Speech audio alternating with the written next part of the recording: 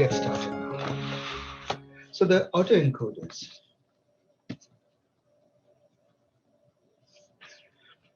The basic architecture of the autoencoder is like this. It's like this. In your mind, we always think of autoencoders as like this. A symmetrical object, laterally symmetrical. This is the hidden representation. People often write it as H or Z or something like that. This is the latent space representation. And this is your input, goes in, and X prime comes out. Actually, let me use capital X. X prime comes out. And the idea is that if you take a loss function, which is x minus x prime square, right, summed over all the I values, then, and you try to minimize the loss, then you have an autoencoder. The basic idea was that let this function be f such that the f takes you from x to the hidden representation. Let this is the encoder function. This is the decoder function, and g such that you go from a hidden representation back to x prime, right? So this is the reconstructed input.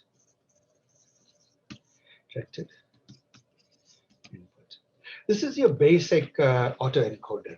Now, in this autoencoder, this entire thing, you may have just one hidden layer, which is the latent layer itself, but much more commonly, you have many more layers sitting here. And this side is literally the mirror opposite of that. Yeah. Now, the reason we keep more layers is the same reason we have many layers in a deep neural network. Namely, computations are much faster. It is more efficient. Right? The learning is quicker and better. So you have many more layers here in between. And we will see this in the lab today. So this is your vanilla autoencoder.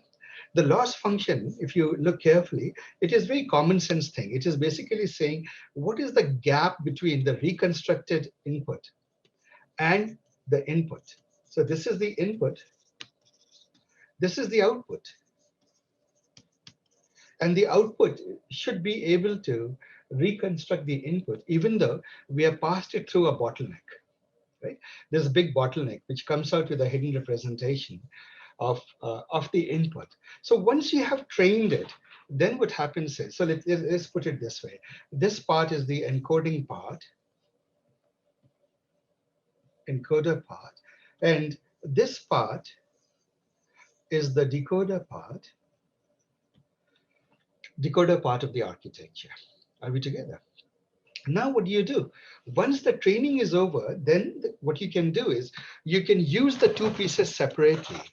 For example, you could do things like while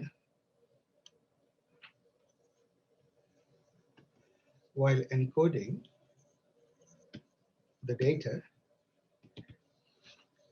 So suppose you're doing data compression or coming up with a hidden representation. You can just give X and H will be your output. Right? And then if you so choose, you can store this value. You can store it. So one example could be, you can, for example, compress images if you want through this process. Right? The other part is later on, when you want to do a decoding of it, what you would do is while decoding, you now use the other part of it, the decoder part of it. And remember, this was your F and this is your G. And what happens is X goes in and X prime comes out. A reconstructed input comes out. Right? And so one very simple use thing that you can think is, suppose you have a data whose representation is rather large. For example, a TIFF image or something like that. One thing you could do is you could pass it through an autoencoder, get the hidden representation, send the hidden representation over the wire, send it over the wire. Then at the other end, you can reconstruct the original image from this compressed representation. So you can use it for compression and transmission and so forth. That's a very basic thing. But there are other use cases that we learned about the autoencoders. For example, we learned that in the autoencoders are in some sense a generalization of principal component analysis, isn't it? In a principal component analysis, you look for a linear lower transformation to a lower dimensional space. The operative word is a linear transformation. Right? And we do our eigenvalue decomposition and so forth of the covariance matrix to get there. It turns out that autoencoder and the PCA are quite related. So let me put a sidebar of PCA versus autoencoder. If you do an autoencoder with only one hidden layer, the H itself, and nothing else, and you have X going in, and you take the sigmoid function, you take a unit activation function. In other words, you don't activate, you don't do any nonlinear transformation. So then what would happen is, once you have trained the data, you will find that your H is related to or equivalent to a PCA. It's not directly a PCA. It turns out that it's sort of a, you need a little bit more, but it is equivalent to a PCA. And that is something. So in some sense, you can think that the PCA is a generalization of your, autoencoders are a generalization of a PCA. But autoencoders are more than PCA. They have this ability to do a lot of things that you don't expect, for example, to be able to achieve through PCA and so forth. So one of the examples is we talked about is the denoising autoencoder. In the denoising autoencoder, what you do is the same autoencoder architecture. It doesn't change, but you add one extra layer. Let me just call it the noise injector.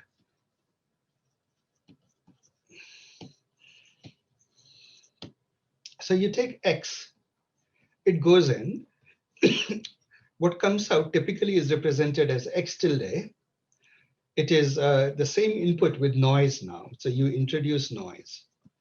The noise can be anything. It could be Gaussian noise, normal noise, sparkle noise. Pick your noise and you can inject that. And then what you expect though, the loss function is not with respect to the X tilde, but it is with respect to X prime. Loss is still with respect to the original image or original data input. It need not be image, it could be anything, by the way. Right? So that it could do that. When you do this, what you do in effect is you create an autoencoder that cleans out noise. And it will clean out the noise from the image and so forth. And in today's lab, we will see how it is done. So here, what you're doing is you're sampling into a noise thing. And basically, this is, you can think of it, for those of you who are mathematically inclined, the relationship of this is essentially, roughly speaking, you take the input and then you apply, you do some additive noise. Some additive noise you get to come up with a distribution for this. Right? So now comes a third point I mentioned, which was the contracting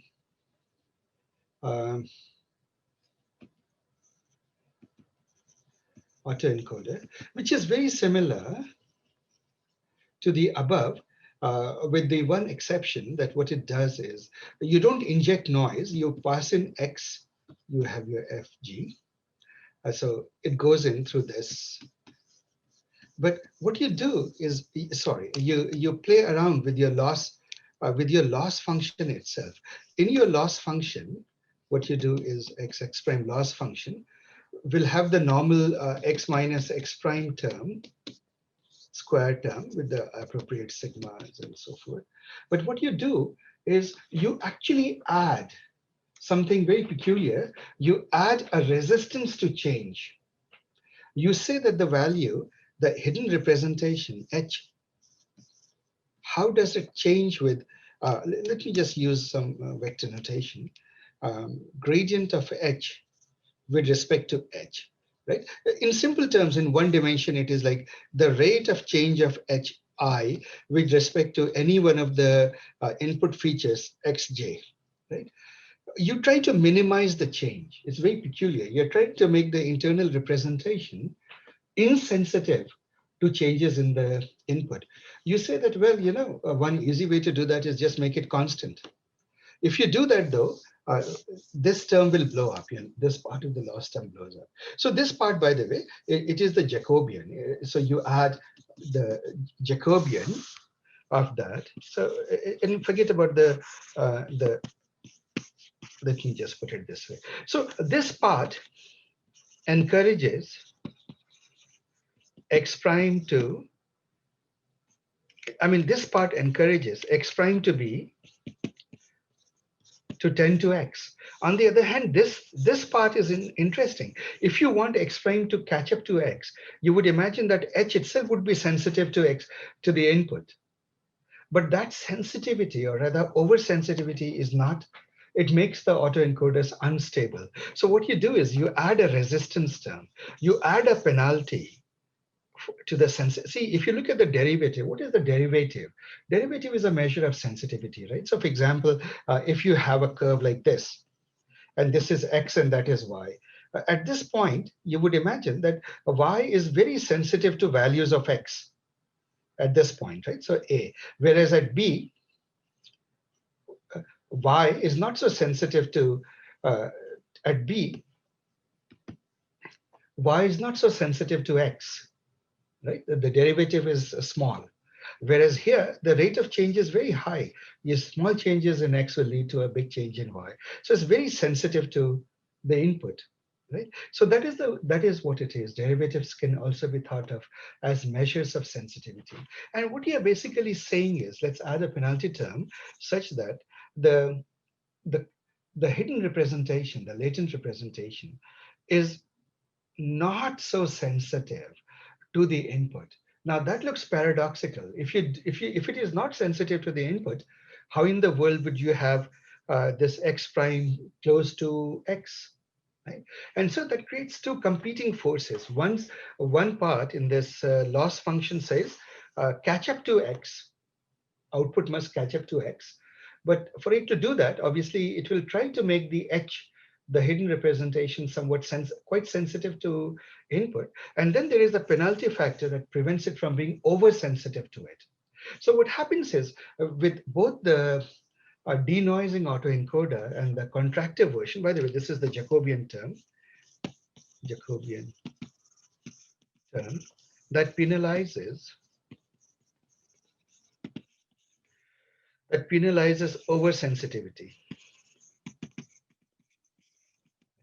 So I remember that I forgot to mention the contractive one in greater detail. So today, I hope I've done that. So if this math worries you, to ignore the math. Just think of it as intuitively that you have a penalty term for oversensitivity. So what it means, what both of these do effectively is, let us say that your data, see, when you have data, let's say that your data is, and I'm now going back to the picture that is there in the original research paper, and they literally draw a picture like this. They say that suppose this is your input manifold, right? And it has some hidden representation. What you want to make sure is, suppose this is one data point. Let's say if you're looking at MNEST, this is the letter 1 and this is the letter 2 and so forth, right? What you want to do is, suppose you get a perturbation of it, of the input. You get something like this, 1 prime. These autoencoders, the denoising and the contractive, their main goal is to be able to project it down to this underlying manifold and realize that 1 prime is actually 1. And so when it does the does the transformation into the H hidden representation, all these perturbations of one, and let's say there's one another perturbation here of one prime, double prime, right? All of these, let me mark the points with deeper color, one, two, and the point itself. What you want to make sure is that all three of these map to exactly the same point in the edge space. Are we together? So small perturbations of the input, your hidden representation stays insensitive to it, which is the value of a Jacobian term, or which is the value of in the direct denoising, inserting a noise, sample noise into the autoencoder. You prevent it from being unstable or being oversensitive to it, right? So that is the theory of autoencoders. Now you can build autoencoders in two ways. You can build autoencoders with feed forward network. You know, uh, you can put a feed forward or dense layers or dense or linear or fully connected, fully connected. You can pick your synonym. You can use these to build layers, to build your autoencoder, or you could do other things. You could, for example, use convolutional layers. And one of the things I'll show you in the lab is it's the flexibility of it. So long as you stick to this basic architecture, something like this, uh, you have an autoencoder. By the way, here I create a bottleneck. Now, I did mention that you can have overcomplete networks also. You can have this also with for a sparse representation in which you, even though it looks lots of things, what you expect is for a given input, most of the hidden dimensions will be zero, right? You force most of these neurons to not fire and only some of them to fire. So that is the sparse auto encoder. And the literature of autoencoder is pretty vast and growing. You know, there's more and more work being done all the time with autoencoders because they are so useful. Okay. So in the lab today, we will do the autoencoder, the denoising autoencoder, the convolutional autoencoder, the denoising convolution autoencoder, and you will see that these are fairly simple beasts. You can easily code them up.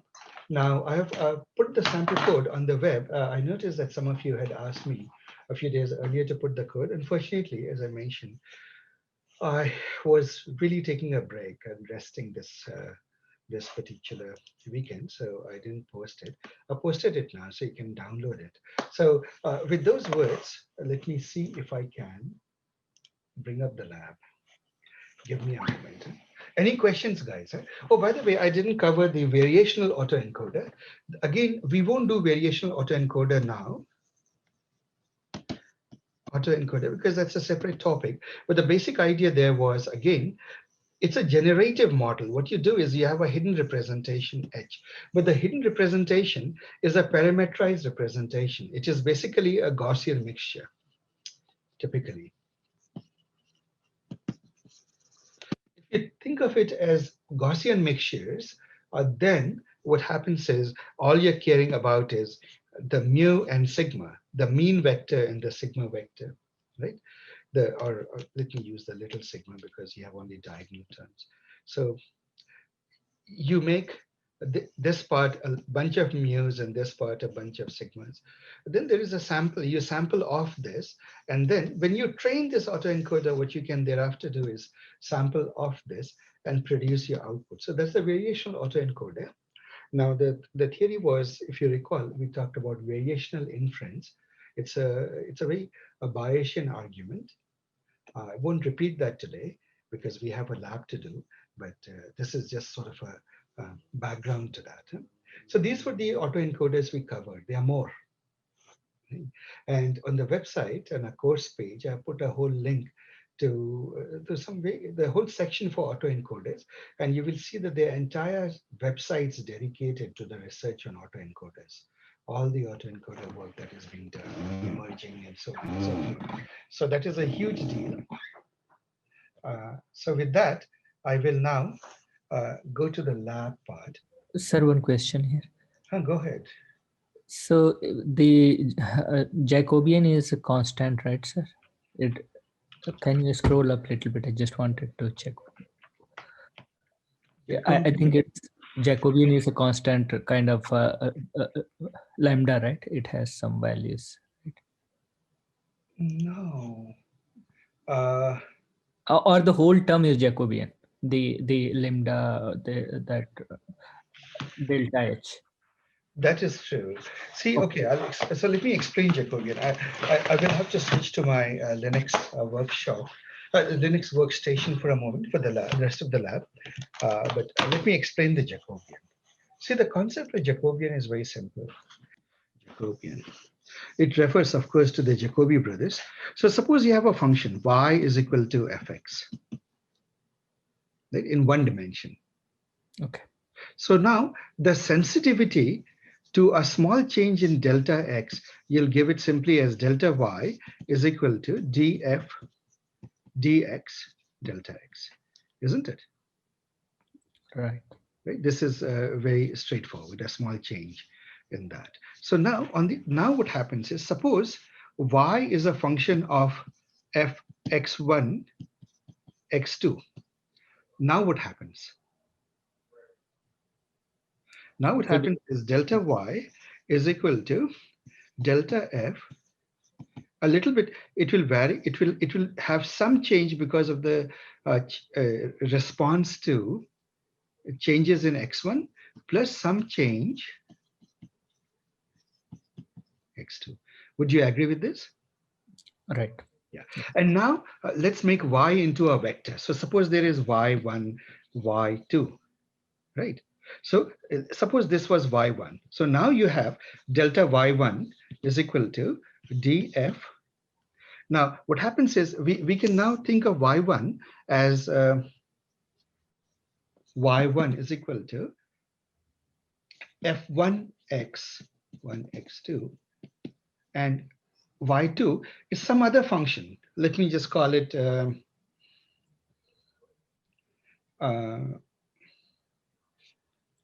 g.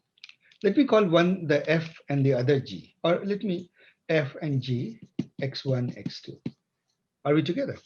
So you would agree that this is still the same delta x1 plus df dx2 delta x2. What about y2? Delta y2 is dg dx1 dx1 plus dg dx2 delta x2. You realize that suppose y has, there are two different y's components.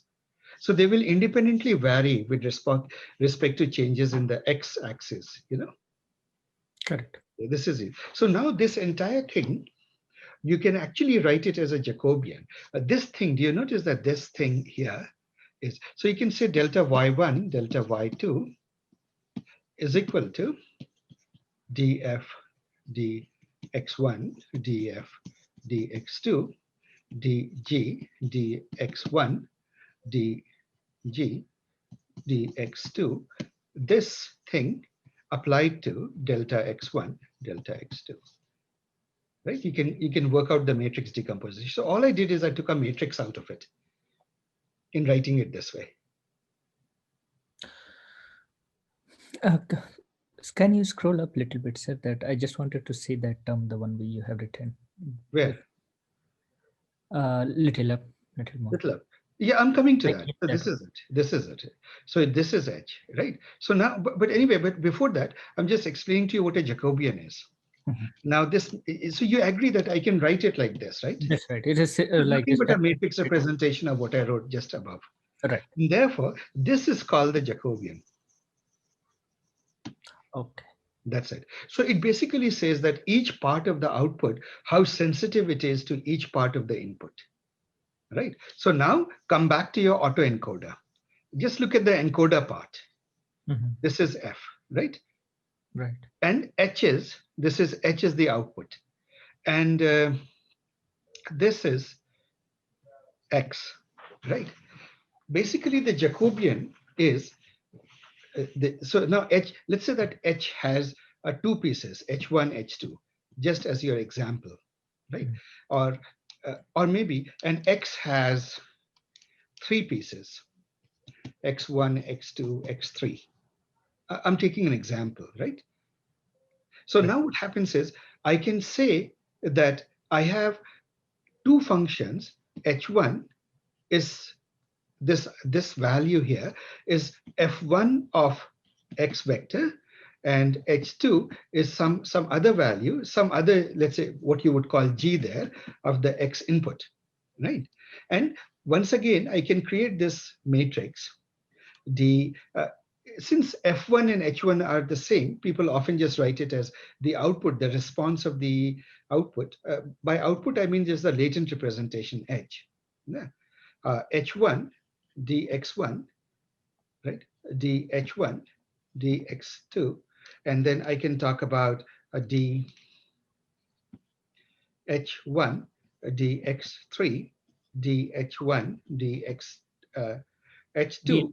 yeah, dh2 dx, sorry, dh1 x2. You realize that all I can do is I realize that this component is the one, because then I can write delta h is equal to this thing, this Jacobian, times Mhm. delta times the delta, and I'll just write it in vector notation, the delta x vector, isn't it? Correct. So this thing, if you notice that it is what? It is made up of terms, which is the derivative of the output with respect to the input, isn't it? That's what the function is. These are Mm. all derivative terms, right? Component-wise derivative, right? This Jacobian.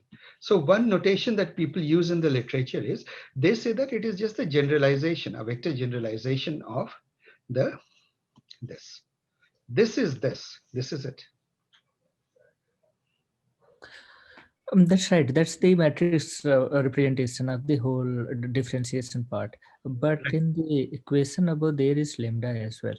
Because why I was Oh, confused. lambda is the suppression term. No? So okay, let's go back up. So good point. Right. So the See what question is happens on is, the separation part, like how, because if we keep the term more, that means it will be less sensitive. Like it depends that how is we that is manipulate that. so see what happens is if lambda is very strong, it is emphasizing insensitivity. It is damping down, it is making H very insensitive to changes of the input, right? Correct. So you don't want it to make it too big, because if you make it too big, the neural network will say, okay, I give up. H is constant, right? The minimum loss is when H is constant, and you don't care for this loss, even if you answer, even if the reconstructions are poor, no matter. But this part is the reconstruction loss. So what you want to do is you want to find the middle ground in which the reconstruction is very good, but your reconstruction is not sensitive to small changes of the input. I see. That's all. So is there any, like, how do we decide that part, like the The value as hyperparameter of the model. it will be obviously between 0 to 1, but it has to be based on experiment. Yeah, see, it also depends upon the degree of noise in your system. See, if your system has a lot of noise and you want it to be, you want to still not be unstable, what will you have to do? You will have to keep your lambda pretty strong, because at that moment you would rather be able to reconstruct something Mhm. than be unstable. So application is specific as well here. Yes, data specific. Yeah. So you have to play with data. Remember, always it goes back to the old saying, right? Data is king. Correct. Thank you, sir. Yeah. Right? So, guys, just bear with me for a moment. What I will have to do is I have to get to my other machine and work from that. Rasif, one more quick question on the context before we switch to the lab. Uh-huh. So looking at the two, I'm just focusing on the two examples that you had for autoencoders. One, the denoising one, the other is That's, the contractive encoder. yes. I'm assuming denoising autoencoder would be suitable for, let's say, situations where I have a grainy image and I need to extract meaningful content from a grainy image. Building a denoising No, sorry. autoencoder would use. I lost you for a little bit. I apologize. Could you say that again? I'm trying to look for an example to map each of these and build an understanding. So for denoising and autoencoder, I'm assuming Yeah. it'll be useful to have a denoising autoencoder if I expect grainy images, and it can be used to clear out the grainy part of the image. Is that a valid assumption? That is a perfectly valid assumption. That is one. Remember, it also fills in the blank. One of the things you do is if you take an image and you hide a part of it, it will learn to interpolate. Okay. Yeah. So the grainy image could have been some lossy compression happened. And when I got it back, when I decompressed it, there were some lossy areas, and the denoising autoencoder could enhance it. Could Correct? enhance the image. And both the contractive autoencoders also will do that. So I was trying to make a difference for the contractive. So the way I was trying to understand the contractive encoder was, if I have a situation of trying to interpret alphabets and they're written by different people, there could be variations in how the alphabet is written. That is a good case for using a contractive encoder. Is that correct? Yes, certainly. Okay. So pretty much, you will see that is literally a lab today. Huh? You will see that in a moment. Okay. All So right. Thank you. give me a second. Okay. So this, just as a background. So let us say that I have a function f that takes the input x and makes it into a hidden representation. Then this is your function. This is the f that I was writing in the writing board a moment ago. And then you need a and then the point is that it's a lower dimensional representation quite often, except when you use a overcomplete autoencoder. That too is possible. But your basic intuition should be that it's a compressive form like this. Now, if you take a unit activation function and you don't have any other hidden layers except the latent layer itself, you come to something that is essentially equivalent to a PCA. Right? Not exactly the PCA, but essentially equivalent to it. And then you need a decoding function, the G, that will blow up. So remember, neural networks are just functions, continuous differentiable functions in some sense. So there it is. You recover your input. It will come out as X prime. It won't exactly match. And so now your loss is, in the simplest autoencoder, your loss is the gap between the input and the reconstructed input, the output and the reconstruction, X prime being your reconstruction. Are we together, guys? Does this all look very obvious now, so far? It's fine. It is fine, right? Okay. So now there are many variations to the autoencoder. We have the regularized autoencoders, the sparse autoencoders, the denoising autoencoders, the contractive autoencoders, and these are all the autoencoders. And then the variational autoencoders are a completely different beast, even though they follow the architecture of autoencoders. They're generative models. What they do is they hypothesize that the hidden representation can be, for example, constructed as a set of as a mixture of Gaussians. Then your only job is to find the use variational inference to find the best matching values of mu and sigma for, I mean, where exactly the bell curve is sitting, or the Bell hills are sitting, rather, Gaussian hills are sitting. That is that. So in this workshop, you'll realize that I've given you some code and we'll get through some code. Before I go into the code, I will just walk you through what imports you need. So by now, this import should be looking very familiar to you guys, right? What will you do? You'll change it to your own computer's value wherever you have downloaded the project. So the only import is this. These are the three new classes and one file, vanilla encoders, that I have added to your project. Asif sir, can I ask one more question Yes, before? please go ahead. So in the generative versus discriminative model, in the generative model, when, like, is it always it generates the data, like input data um, based on the parameters, like how exactly it works in different forms when we talk, Okay. when we say a So I'll model is refresh it to you. Pradeep covered that. I'll refresh it for you. See, in a discriminative model, right, all you care for is, given the input, given a certain input, what is the output? right, right, Let's take a classifier model.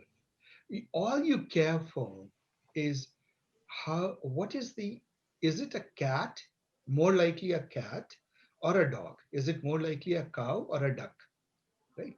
Given the input. So you just care for the probability of a label given the input, and whichever label has the highest probability, you'll pick, right?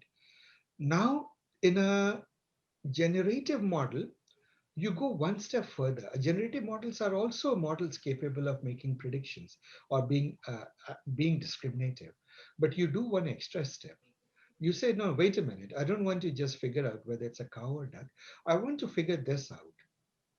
In the feature space, like the feature space of weight and height of a cow and all the features of the animals, what is the probability distribution? What is the shape of you know all the cow data? And what is the shape? What is the probability distribution of all the duck data? Are we together? So if I know the actual probability functions in the feature space for a cow and for a duck, anytime you want a cow, I can generate a completely new cow for you. All I will do is I'll sample from that distribution, isn't it? Right. So it does, in addition to constructing the input, it will anyways do what the discriminative model can do. Yeah, which it can do. So for example, if I get an input, all I need to figure out uh, at that point, now that I have a probability distribution for both the cow and the duck, which of these two have a higher value? Right, And, right. It will know and that. so it definitely implicitly is automatically it is a discriminative or a classifier, but the generative part is that it goes above and beyond that. That's why generative models are a little bit longer to train and more computation, more data needed, because they go further. They try to figure out what the underlying distribution in the feature space is. Okay. And once you figure that out, you have the lovely thing. You can go on generating data, and that those in practical terms have far-reaching consequences. So, for example, you can take two faces. If you have faces, right? You can basically say that find what these two faces map to in the latent feature space, and then find all the intermediate faces. Give me 100 intermediate faces in a continuum from this to that guy, right? Right, right, Right. So, for example, you can take Pradeep and you can take Amitabh Bachchan, and you can put a continuum in between. right. That's Okay. true. So they So have much more usage. much Like, more use for that. So generally, when you have a generative model, you have a bigger success. You can find many practical uses for it. got it. Got it. Thank you very much, sir. Nice. So guys, there are four classes I wrote for you. The base class is the real one in which, and we'll walk through the implementation. But imagine that it's an autoencoder. Right? This is the signature of the autoencoder. We need to know the input dimension, right? We need to know the latent dimension, like of a data, and we need to know, if you want to give a lot of hidden layers, how many hidden layers you do. So I have implemented the autoencoder in such a way that you can specify many hidden layers. People often call those hidden layers, right? Autoencoder with many hidden layers. People often call them the stacked autoencoders in older literature. Nowadays, you don't see much. You just assume autoencoders will have many layers in between. Right? So this is it. And now you give the hidden layers as just a list. You can say how many nodes you need in each layer. So here we are talking about fully connected layers, FC layers. So the way to use it, and first at this moment, just play with it, guys. See how it works. So here I've instantiated your base autoencoder. I'm saying input dimension 28 square. Now, what does the word 28 square remind you of? What is 28 by 28? Photo. Come again? The photo. I didn't hear that. The photo image dimension. FR, FRO image, is it some particular data set? MNIST. Oh yeah, MNIST, certainly, yes. It is the MNIST data set. Yes, MNest, Fashion MNest, they are all standardized to 28 by 28. ImageNet is 32. Now people are creating 64 by 64 images and so on and so forth. So you can pick. At this moment, I'm going to do the lab with MNest, and your homework is to try out other data sets. Now, my latent dimension is 16, right? What does that mean? It means that what does that mean? My hidden representation, latent representation, is a 16-dimensional vector. So we are going from 784 dimensions to 16 dimensions. So as you can imagine, that is a massive dimensionality reduction. Do we agree? Definitely. Yeah. And so what you do here, I've printed out and I've created a utility function so that if you print out the autoencoder, it will declare itself. And here it declares, it says the encoder is made out of, do you notice how the numbers keep decreasing? 784 to 64. And what it has done is it has automatically figured out that it's a pretty steep dive from 784 to 16. So helpfully, it has gone and added a hidden layer, one more hidden layer of 64 dimensions. So it is 784 to 64, 64 to 16. How did I come upon 64? It's very easy. You take the log base 2 of this, log base 2 of this, these two, and find the middle point. Okay? And you'll see it in code in a moment. So that's that. And then a decoder is just the reverse of the encoder, except that at the output of the decoder, output, so you notice that everywhere there is ReLU, but in the output, there is a tan edge. Why tan edge? Because the MNIST images, we have standardized it to the scale of 0 to 1. So there are two ways of getting values in 0 to 1. Either you can use sigmoid or you can use tan edge. If you remember, I mentioned that tan edge are much easier to train, faster to train, right? Sigmoids are very slow to train. Do you guys remember that from our earliest, one of the first sessions we did, that prefer TANH. If you have to go sigmoid, use TANH instead. You could have used sigmoid, it would have worked just as well. But this is it. So now you train the network. Here I am just training the If network. can you take a moment to explain once more on the hidden layer? So why did you decide on the hidden layer? What was the motivation for it? See, by adding hidden layers, you optimize, you make the learning more efficient. If you if you think about it, uh, you need not have had hidden layers. Huh? The original autoencoders were like that. Then what happens is, and your universal approximation theorem and all of that, but basically you will get some representation, latent representation. But the learning there is not as good. And you can play around. This is actually your lab, your homework.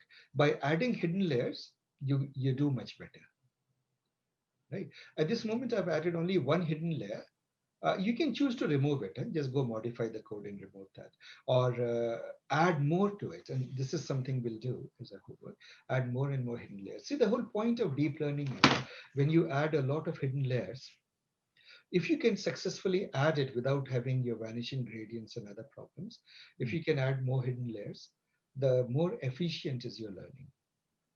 Right? Okay. So instead of making very tall neural nets in which each layer has gazillions of nodes, you prefer making it out of many smaller, many layers with more modest number of nodes. In the case of autoencoder, it becomes a direct choice.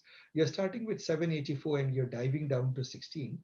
So you have a lot of freedom to stick in many more layers in between of smaller and smaller size, right? Funneling down to 16. And the learning is more efficient. Oh, by the way, I mentioned it 8. Please correct it, because initially I did it as to make it 8 is your homework.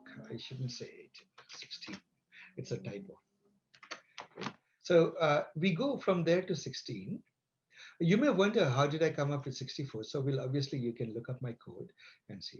Then I've made this, see guys, I've made the API very easy. You instantiate the autoencoder, you see how it looks like, and then you ask it to train itself. By default, it will train itself on uh, 5 epochs, right? So when it trains itself on 5 epochs, you can see We always, Asaf, yes, uh, go. there is an error in the training line. Um, I get an error too. yeah, it goes back to the vanilla encoder Python file. I'm not able to understand what it is. Yeah, I I think see it messages. yeah, it is related to the size of tensor A not matching tensor B. Okay, I 784 will sit versus with you. 28. Let me just let me just walk through, and then I'll make sure that it works on all your machines. Do you see the same error message that I put in the chat? Let me see what you guys are putting in. Uh, In the I chat, don't in see. the Zoom chat. I Oh, didn't put in it the in the chat. Zoom chat. Okay. Sorry. Uh, Yeah, the same error. all right, guys, I'll look into that. Huh? Give me a moment. At the last minute, I was changing the size back to 16 from 8. So something may have happened. We'll look at it. The learning rate, so there's some default values I've put in when you learn, all of which are configurable. The learning rate, the number of epochs. I put 5 epochs. The reason is you notice that by 5 epochs, the loss has stabilized. This is your standard loss plot. You must be familiar with this from your previous labs, plotting the loss. Now let's visualize the results. What do we do once we build a model and it looks good? Let's visualize the results and see if it makes sense. So here, let me make it even bigger. And here, oops, sorry. So guys, this is the original image here. And below it, below every original, first row is original images. And below it are the reconstructed images through the autoencoder. Would you agree that the reconstructed image is a little blurrier, but it is still a fairly good representation of the original? Would you feel that, guys? Yes, sir. Right? It is, right?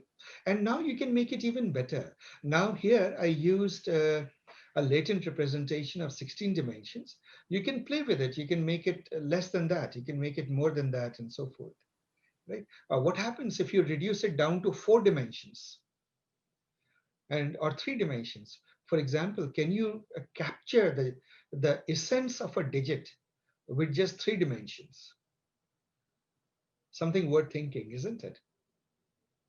Let me ask an extreme question then. What if you go down to 1 dimension?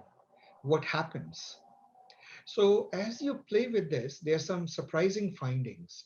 And I thought that I'll leave those findings as some fun things or some pleasures to be had as you do the lab.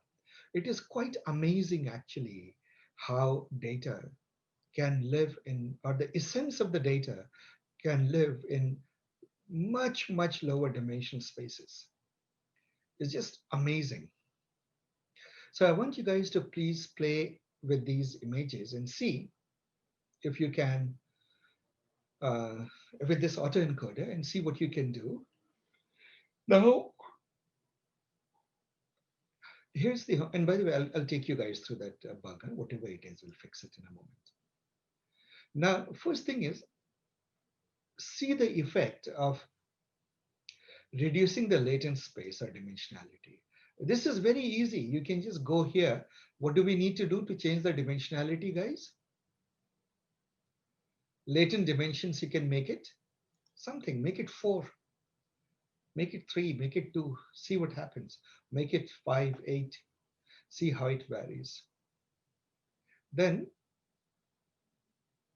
the other thing you can do is, so see what you can do uh, and how much it degrades your images. The next thing you do is, how about adding more and more hidden layers? So in the vanilla version, you didn't give the hidden layers. So it automatically picks 64. But suppose you actually explicitly give a few hidden layers of different sizes, then what happens? I used ReLU as the activation function. What if you change it to CLU? What if you change it to something else?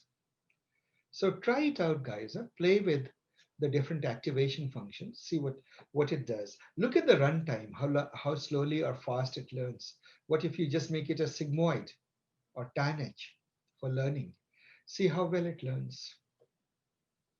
Then, does increasing the number of epochs have visibly better reconstruction of images. Check it out. What happens if you set the number of epochs to 50, right? You should get some hint just by looking at this graph, but try it out, right? Try it out and see what happens. Then other thing is I've tried it with MNIST, right? But a fashion MNIST is a drop-in replacement. And it is a drop-in replacement as in your torch vision also comes built with it. Instead of saying MNIST, you just have to say fashion MNIST. Fashion MNIST is a collection of dresses, shoes and dresses. So you have a bigger data set to learn from. You can try that out. You can try it out with CFAR and CFAR 100, CFAR 10 and CFAR 100. Do you guys remember what was CFAR 10? Anyone remembers? Yes, another image data set. Yes, with 10 classes. And CIFAR 100 is 100 classes. They are all subsets of the ImageNet dataset. So that is that. Then let's look at, so this is easy and we'll walk through the code in a moment, but let's first be just the user of it. You can use a denoising autoencoder. So this time around, instead of giving it the input, we'll give it the input and we'll sort of add noise, inject noise into the input and see what it does to this picture. Right? Now, if you notice that here, what I've done is something quite surprising. I have reduced it down to 8, output dimensions to 8, and I've added 3 hidden layers just for fun. Why did I do that? For no particular reason. It's just playing around and seeing that you can do that. When you do that, this becomes your architecture, 256 to 64 to 32 to 8. And 8 goes back to 32, 64, 256, 784. Right? So these are your thing, input, hidden dimensions. Then I'm storing the data in a directory called noisy. And when you do that, you can give whatever names you want, some directory to put it in. Well, here is the loss function. And the interesting thing is that, let's look at it. And this picture I find quite amazing. So guys, would you agree that here, actually, let me make it just a little bit smaller. Oh, sorry. Yes. So we can see all of them together. Look at the picture, the first column, 9. Can you guys tell that the middle one has noise injected in it? It's noisy. Uh, can you make out the noise that I've injected into this image? I don't know if on Zoom Kind of it comes. fuzzy, so maybe it's Gaussian. No, no, no. It is a straightforward noise. So see, look how clear the 9 here looks. Sorry. How clear the 9 here looks. And do you see the dottiness, little dots all over the place? Okay, hang on. In the background, you had added white dots. Yeah, that's right. In the background, I've added white dots. See, It looks like a white noise, basically. it looks like white noise, exactly. And then you look at the image that we have reconstructed. Do you see that the white noise is gone? Like, let me make it bigger. I don't know if over Zoom this comes through. Can you see, guys, that this noisy image has been completely cleaned out? Yep, correct. Right? So this is the beauty of it. You can give a photograph on which you have poured coffee and there are coffee stains. And a denoising autoencoder will clean out and remove your coffee stains for you. Right? And if you look at it, it is quite decidedly different, right? Look at the 0 here and the 0 here. It is much more cleaned out. Right? So that is one purpose of an autoencoder. Now let me just decrease the fonts a little bit. Okay. So this is the value of the denoising autoencoder. Sorry, I am jumping around. Yeah. Denoising autoencoder. Right? By the way, I've simplified the code because at this moment, first play around with it. These are all one-liner codes. Huh? To train, you just have to say train, and then you can plot the loss, and then you can just visualize these images. Once you do this, oh, so no, I've gone too far below. So there's more to it. Homework. So then this is your denoising autoencoder. Yes, it has done its job. Then you have convolutional autoencoders. What are convolutional autoencoders? I said that we built our autoencoder out of fully connected layers, isn't it? But there is no reason why you should just use fully connected layers. You can use any layers you want, so long as the architecture, the overall architecture is that encoder-decoder architecture. So here, we have built a autoencoder out of convolutional layers. And as you will see with convolutional layers, actually, the results are, in my view, better for images. So I took the three convolutional layers, right, for the encoder. And so if I train it, you notice that the losses are actually, mm, if you look at the losses, 0.01. Let's look at the loss that you ended up with in the previous ones. Do you notice that when you train, uh, hang on, a normal autoencoder with a deep layer, this is fully connected layers. What was the loss you ended up with? 0.0664, right, guys? This is 0.0664. Relatively speaking, if you notice that when you use convolutional neural net, you will 0.0112, right? It is almost 1/6 of the, just in the same number of epochs, you end up with an error, which is a loss, which is 6 times smaller compared to that. And we will see whether it leads to cleaner reconstruction. And look at this. Original image and restored image. You notice that they look almost identical, guys. Yes. Right? You have to look really hard to see the difference. If you look at this four, the in the middle image, last row, second column, look at this four, and you look at this four here, you will see a subtle difference here. Right? So all over the place, you will see some subtle difference. This 8 in the first image, top left image, the 8 here has a little marking inside it, and this one doesn't seem to have that marking inside it. So it does a pretty good job of reconstruction. Right? And that's the beauty of it. That's why you should use it. And then there is a denoising. Can this, when you use the convolutional layers, can you use it to denoise your images? Very much so. And when you denoise, again, it does a better denoising. Um, Look at this. It's the same code. Essentially, I'm using a different class, a different autoencoder. Now, notice that this is, look at this. Here, I hope you can see the noise here. In this picture, are you guys able to see the noise that I sprinkled in? Yeah. Yeah. Background like sprinkled snow. Right. That's right. And so if you compare, you look at this, any noise one, let me make it a little bit bigger. No, a little smaller. Oh gosh, too big. Okay.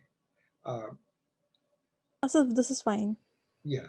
You can, I hope you can see the difference between the two, that you have completely removed the noise now, this convolution layer, isn't it? So you give it a noisy image and it will be able to clean it out for you.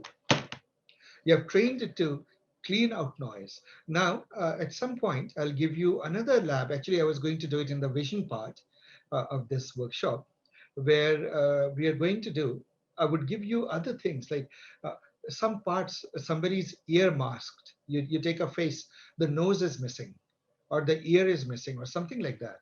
And you see that the autoencoder goes and paints a nice, fills in a nose, or fills in an ear, and things like that into the image. And it is quite magical actually to see how well it can go and fill in the gaps. So from a practical use perspective, guys, do you see the usefulness of autoencoders, at least for the purposes we are seeing, the compression and for noise reduction? Any questions before I go into the code? So Asif, one quick question. The example that you just narrated right now, where Yeah. it fills in a nose, Yeah. uh, is it filling in a feature, or it'll just fill in based on the local info that it has? It doesn't have No, the no, no, no. notion of It features, fills right? in not based on local info it has, but it fills in based on the memory of all the faces it has seen and learned. Okay, so it has it's building the memory of the features. Yes, it brings in a nose, not because there is no nose in the picture. So if you interpolate, it will begin to look like the cheeks, right? But it has memory that this place needs a nose, and it will fill in a nose. Okay, okay. It's quite amazing, actually, the autoencoders, the way they work. And I always find that remarkable. Yeah, I mean, I'm sort of exaggerating the fill in the blanks part of it. You just hide a part of the nose, it will go fill in the nose. Yeah, Right? thank you. Yeah. So it has a memory that this is what it should look like. And that's a very sort of a hand waving way of putting it. But still very remarkable, actually. I've always been very fascinated by the power of autoencoders, especially, and then a variational autoencoders with their generative capabilities, just remarkable. So guys, what I will do is we will look into, some of you are having struggles with the lab. What I would like to do is go over the code quickly and then give the last hour to make sure that all of this is working on your machines also. I think some of you are having little issues. Should we take a 10-minute break, guys? That would be Before we fine. go into the code, let's take a 10-minute break and we'll go into the code. So if you notice in the code, you'll find a directory called autoencoders, guys. There is only, actually this thing can be deleted. It is not there when I gave it to you, and I need to update it. You won't find these directories. I cleaned it out because when you run your code, all these other data directories will get created. This data directory is where the MNIST, when you run the code, it will download the MNIST data. This is where it will get stored. These are all your output image directories. The only thing that you need to read is the vanilla encoders. Wait, Asif, one moment. You said the MNIST data will get stored in a directory called data will get created? That is right. Because when you look at the code, you'll see why it is. Okay, that didn't happen on mine. So I need to figure out why. Okay. Yes. Okay. Yeah, I don't think we have that minimal data in the SV Learn autoencoder. Okay. So we'll see that in a moment. Let's see. So guys, let me walk you through the code. Should I walk you through the code through Jupyter, or would you, is this visible, like this black thing? This is PyCharm. Is it too small on your screen? And Jupyter Okay is with better. either. Jupyter was better. Jupyter was better. Huh? So let's go through Jupyter. Huh? So this is your code. As usual, I've written the code in classes and objects and so forth. So the reason for that is you don't repeat yourself. It's very easy.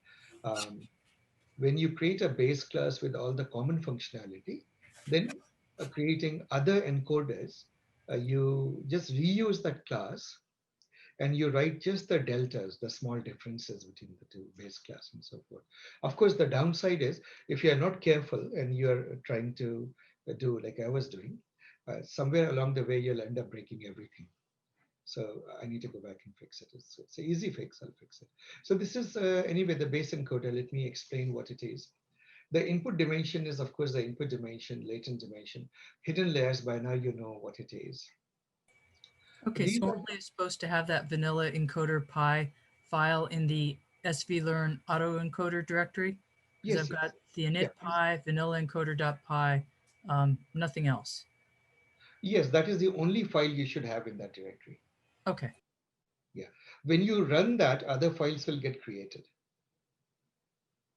Right. So actually don't bother at this particular moment. I gave you a very clean data set. I mean, clean project with all the unnecessary directories and files removed. So let that be as a library. So here we go. Uh, I will again explain this. So this is line 41 to 47. I hope is self-explanatory, right? You don't want the input dimensions to be one less than two, because there's no further compression you can do, right? Uh, if latent dimension at this particular moment, we are not doing the over complete autoencoders. We are just assuming that these are under complete. The hidden dimensions are less. The if latent dimensions are less than input dimensions. So line 44, guys, is that self-explanatory? I hope so. Then obviously latent dimensions people can't specify to be less than zero. So these are just sanity checks. These in programming, it's called a preconditions check. You don't want to build an autoencoder which is strange, right? So if you notice that the user has not specified any hidden layers, then what I do is this is the bit of code that I mentioned, which comes up with at least one hidden layer,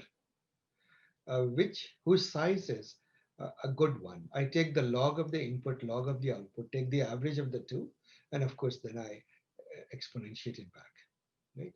So I come up with a hidden dimension there. That's how I came up with 64. This is it. These are just storing it. And by the way, this is, I just added it just now. You won't see it in your code. It's because of the fix that I'm putting in for you guys. I mixed up my with and without noise situations. That's why we're having this issue. So there we go with noise. I'll give you an updated version of this file. The forward pass. By now, guys, who would like to explain what the forward pass does? What the forward method does? Anybody would like to explain? What Just does the forward method in PyTorch do? creates the feed forward network. It is literally the inference part. You give it an input, output comes out. It does all your matrix multiplications in the forward journey, right? So it will do the encoding and the decoding and return it. Right? The wrapper is just a helper. It just, that when you say print on this object itself, it should print out the things properly, which is what it does. Build encoder. Here is how I build the encoder. And this is something that is worth paying attention to because I introduce a new syntax here. This syntax sequential, I was waiting to insert it somewhere in your thing. It's a little bit like Keras. It helps you make your neural nets pretty efficiently. So what we do is I decide what my layers are. Let's walk through the layers.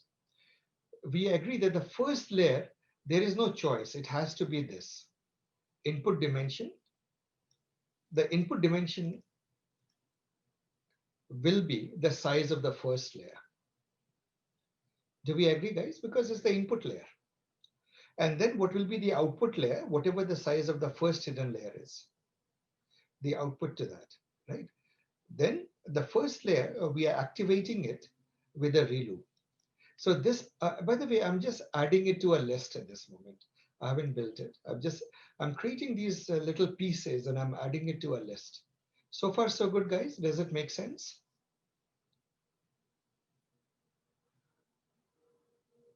Guys, give me a feedback. Does this make sense? Is it very easy to see what Yes, I'm? sir. Yeah, this is easy, right?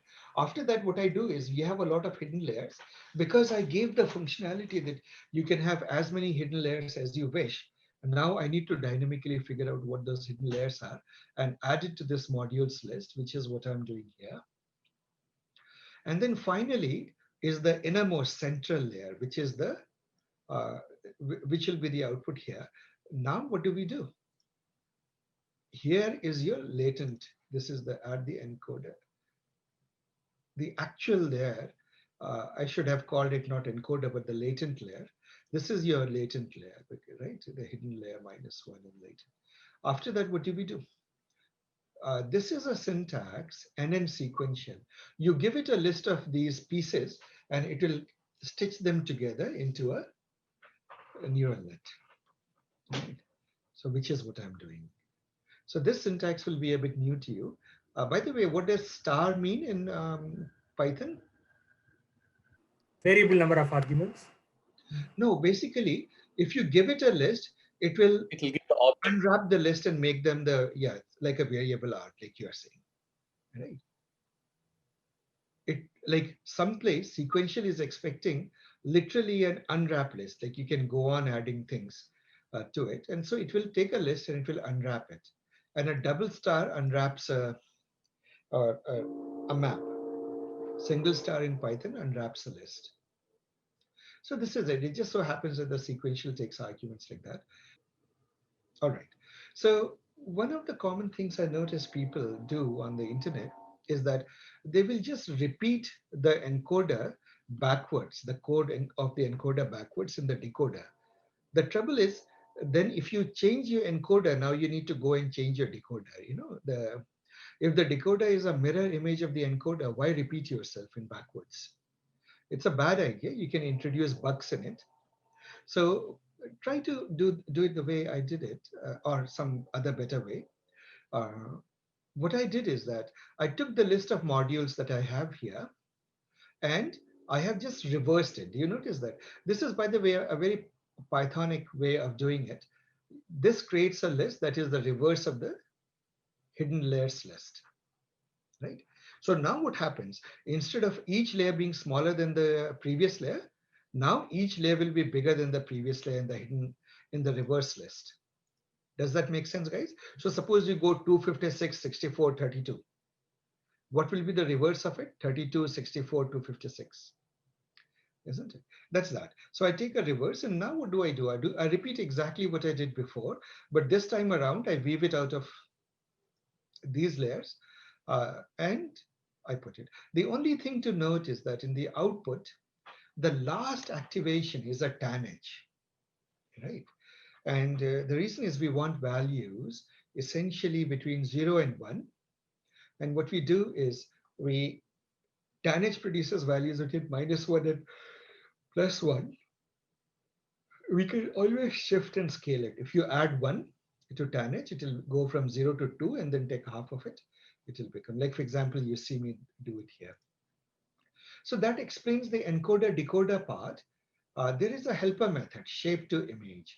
What it does is, if you see, the point is that if you like take a 28 by 28 image with one channel, which is the monochrome channel, it is basically a three-dimensional object, three-dimensional tensor.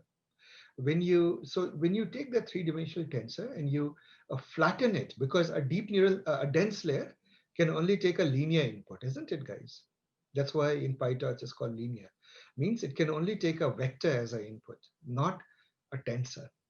So how would you flatten it? You would just flatten it into a single vector up to 784 dimensions. When you flatten it to a 784 dimensions, you do all your work.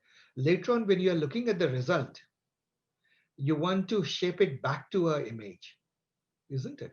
So this undoes this. So this X, you imagine that it's a 784 dimensional vector.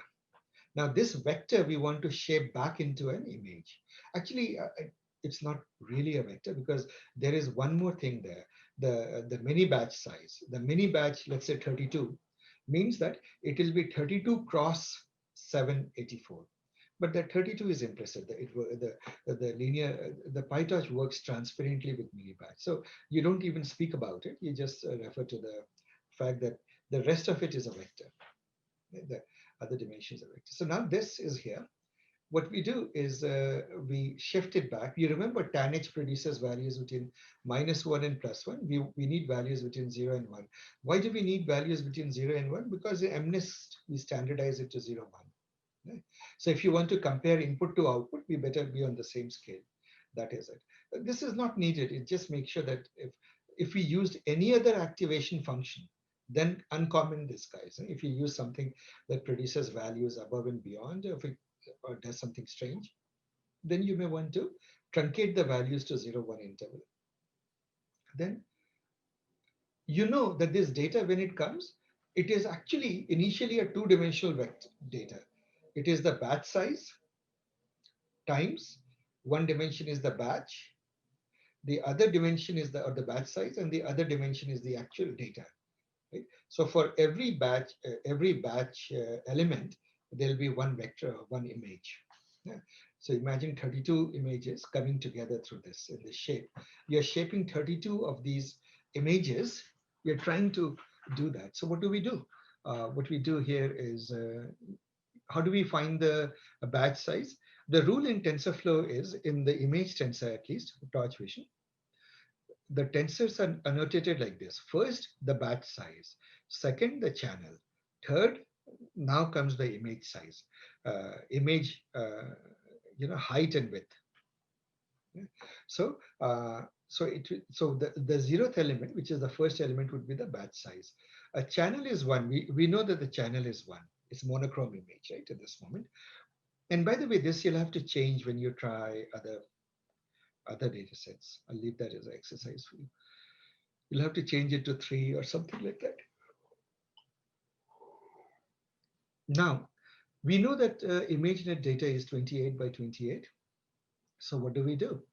This is just view. You remember this is the tensor PyTorch standard function. Any tensor you can reshape to any other tensor. So here it is. We do the view and you give it the batch size, the channels, image size, height and width. Right? So now what will you get? You will get images, right? 32 images showing up and so forth. That is that. That's all it is. Right. So how do we build? And by the way, this was where the bug was.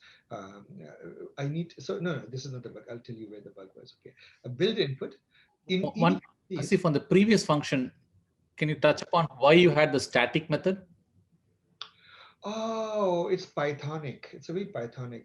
See, do you notice that this this function, it does not need any member variable, any property of the object or the class to work with, right?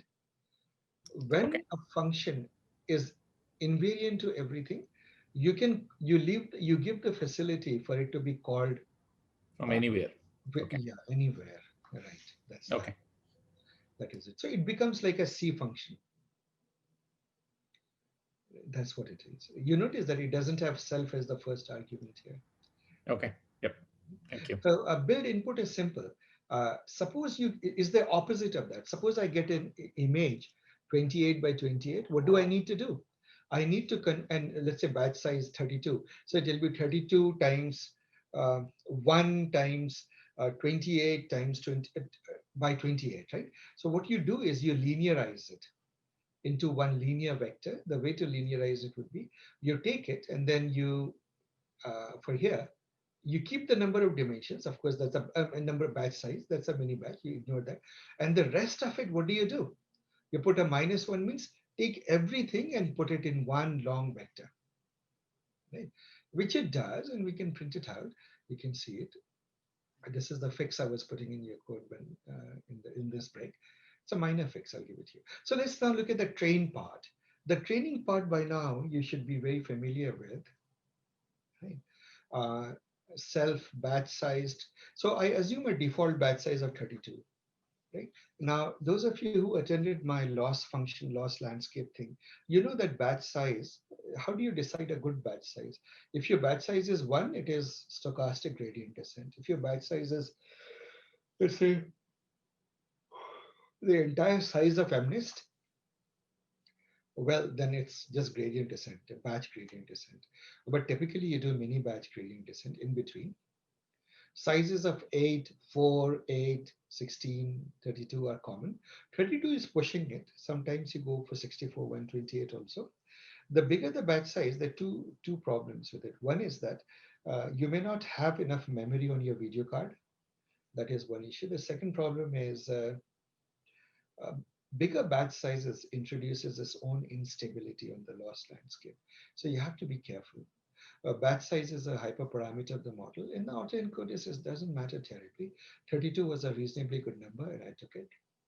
Epochs. How many epochs I trained for? Just in this particular case, you know that it easily trains in 2, 3 epochs. 5 is pushing it. Learning rate, you can play with the learning rate. As I told you, learning rate is a hyperparameter of the model, right? And you can play with it. Of course, you can do better things like one cycle learning and all that. But at this moment, I've taken a fixed learning rate. Now, the output directory, where is it that you're going to put your output? The images, as it is learning, it will keep outputting some output images and so forth, where it is. So this is it. And show directory is, those of you must be remembering from past labs, it is just my helper method that makes sure that that directory exists. If it doesn't exist, it creates it. Right? Because you may specify a directory that may not exist. So it's just a convenience.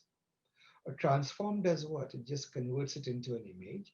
For MNIST, normalization values half are good. These are monochrome images and 0 to 1. So you normalize it on a scale with the middle being half and half.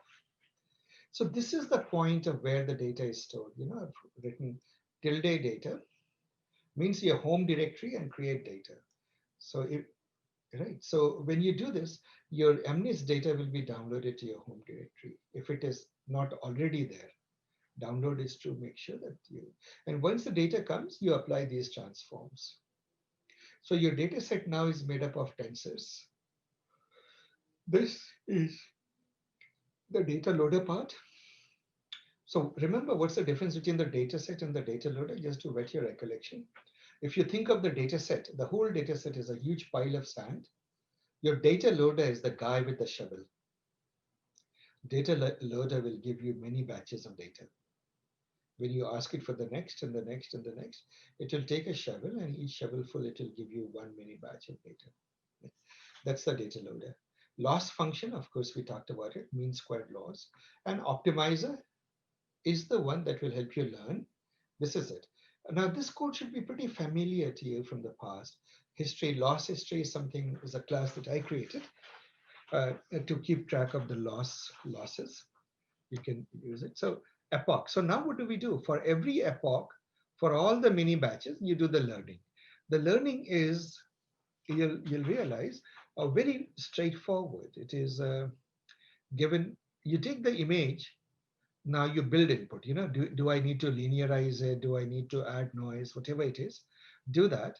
And then self on that, because this entire class itself is a neural network, you call this class itself onto the input and you'll get an output. So this will, what do you think this will call? Which of the methods of this class will it call?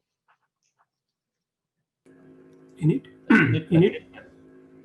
Yes, no. Remember, the module itself is a function, and the function is directed to call the forward method. Right? So this is a thing that trips people. When you make the neural network, the training inside the neural network itself, you have to call self as a function. Right? If you want to call init, you would have to do self dot underscore underscore init. But when you call the object itself as a function, you can do it only if, as in PyTorch, your class is a functional. Right? So it's a very Pythonic thing to do, guys. So as you become more familiar with Python syntax, you will realize that it has all these nice conveniences, and PyTorch has really been well designed with Python in mind. So this is the part, this is me putting the fix in for the mistake that is happening. I'll put it, basically I sort of muddled up as I was trying to make it for multiple classes. I muddled up my loss from the, am I finding the loss function with respect to the input or the input image, or what am I finding it with respect to? So I need to distinguish between these two cases. That's all it was. Yeah, Asif, the question maybe I should have asked like maybe two lectures back. How, how can I find more about self function?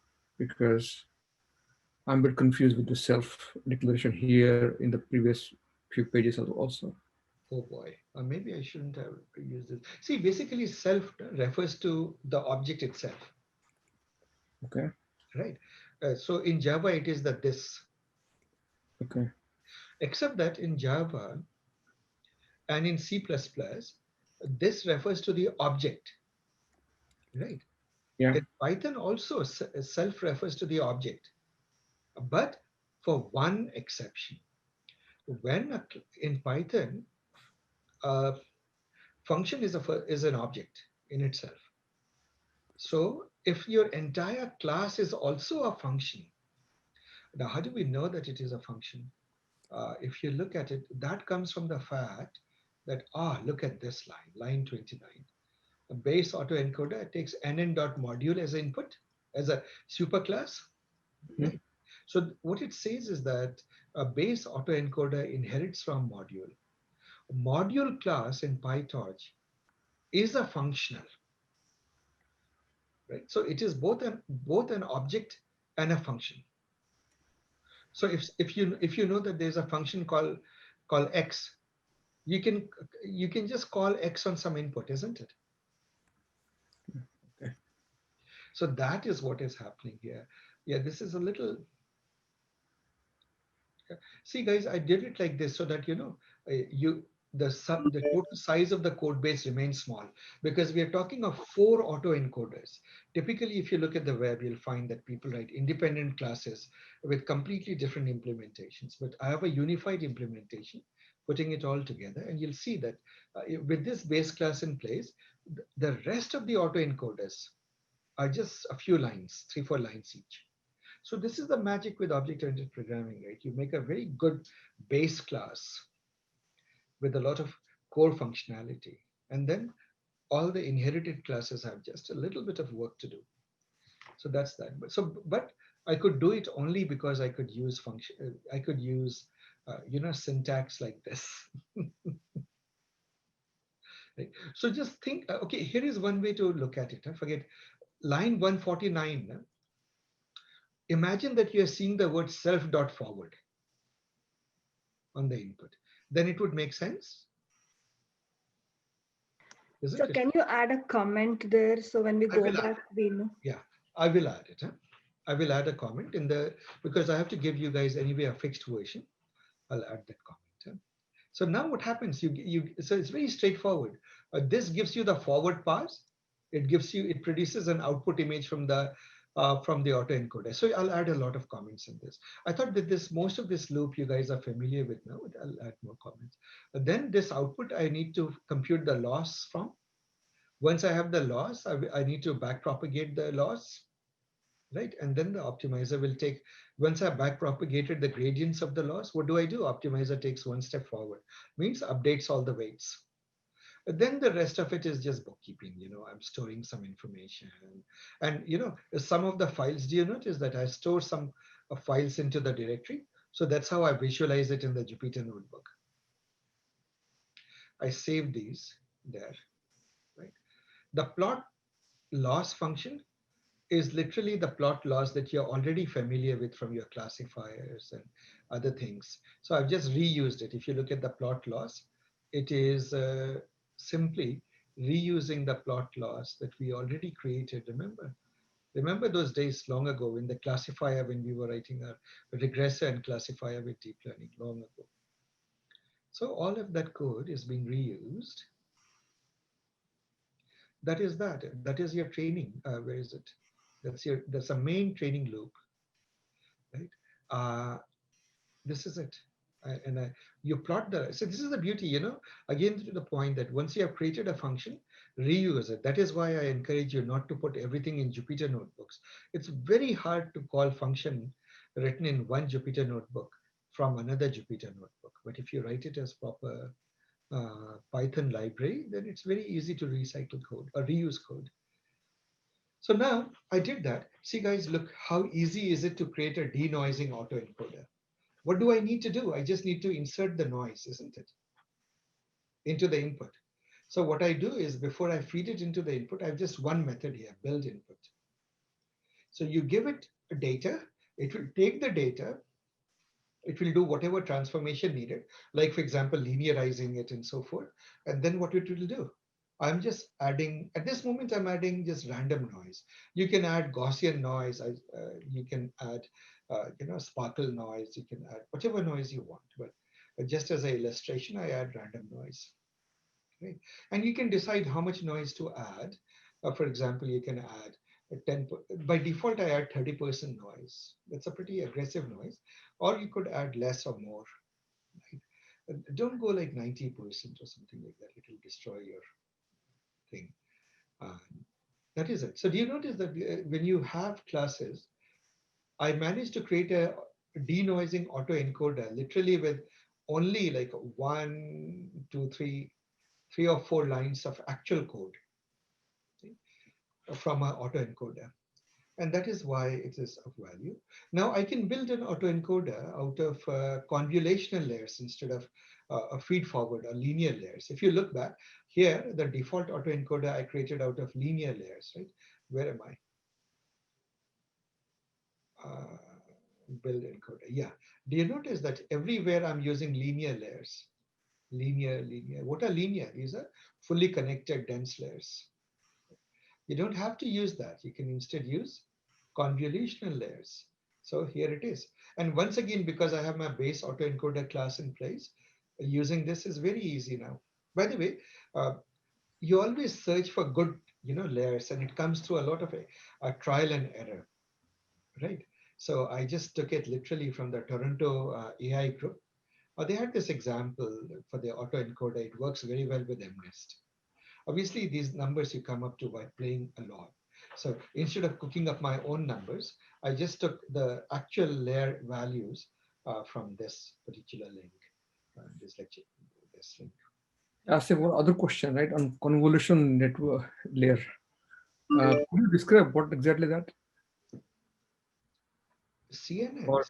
Or Oh, okay.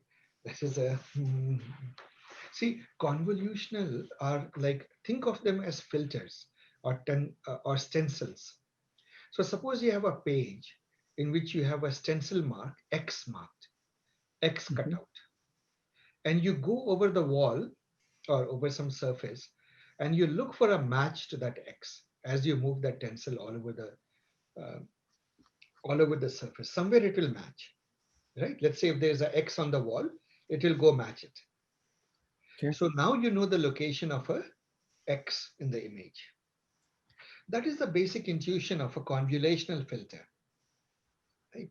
This process of applying that stencil to the wall is called convolution, and then seeing if there was a match. That is the intuition of convolution. Okay. Right? So convolutional neural net we covered in part one, and I just remembered that you weren't there in part one, were you? I wasn't here. Yeah, that's right. That's why there's all this like, relu and I'm getting like lost Right. when he's talking. Yeah. All right, Shini. Learning is a cycle. You'll come back to it again in March, February, March when I'm teaching it. It's not too far off. Join the next batch again. Okay. So by the time we finish this, you'll be ready for the next batch. All right. So this is all I'm doing is convolution. Now here you have to see the how many filters to how many channels and to have or filters to have in each layer. The basic rule is the number should keep on increasing. Right? You see these numbers increasing. That is it. The size of the filter also is increasing. This is a very common thing to do when you are dealing with convolutions. Now, what happens is that if you look at this thing, we are not using max pooling here, right? In this example, take this as a homework. Go add a few max pooling layers in between. So when you do your convolution, throw in a max pooling also. Do you guys remember your max pooling when we did CNN in part one? Guys, do you remember we did every convolution layer would have convolution filters and pooling? Yep. Yeah. So here you don't see pooling. You can add them up. So anyway, that's that. They're in the vanilla encoder, or just using that as a function in a Jupyter notebook? No, no, just do it here. You go modify it here. Or you can copy this code into another class, and then in that class you can go and put that. Or you can do it in Jupyter Notebook, whatever you feel comfortable with. So max pooling layers in the build encoder. Yeah, encoder decoder. See what happens. So this is that, and then when you do this, as we saw in that thing, now I tried to run my notebook, and I am in the same broken state as you guys are at this particular moment, but for what it is worth, let me open it here. So yeah, see, I managed to successfully reproduce the same mistake problem you guys were having. So now I know. And I'm pushing the effects in a little bit. So if you, and this also training the denoiser